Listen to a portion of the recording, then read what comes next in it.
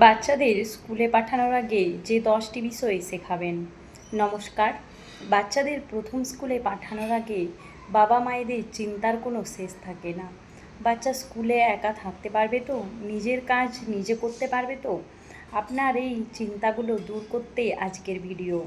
আজ আমরা জানবো এমন 10টি জরুরি বিষয়ের কথা যা স্কুলে যাওয়ার আগেই আপনার সন্তানকে অবশ্যই শেখানো উচিত। চলুন শুরু করি।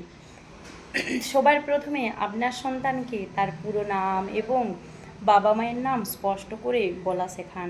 সম্ভব হলে বাড়ির ফোন নাম্বারটিও মুখস্থ করিয়ে দিন।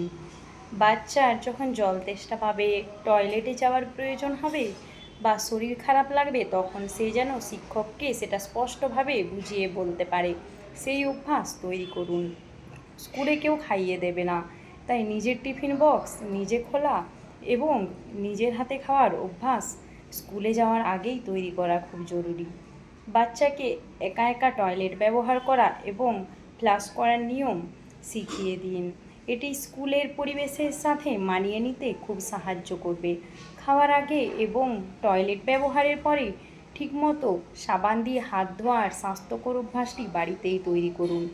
নিজের জলের বোতল, টিফিন বক্স, ব্যাগ এবং পেন্সিল বক্স যেন সে চিনতে পারে এবং কাজ শেষে সেগুলো আবার ব্যাগে ভরে রাখার দায়িত্ব নিতে শেখান। ধন্যবাদ, থ্যাংক ইউ, দুঃখিত, সরি এবং দয়া করে, প্লিজ, এই 3টি শব্দের ব্যবহার বাচ্চাদের অবশ্যই শেখান। এটি তাদের সবার কাছে প্রিয় করে তুলবে।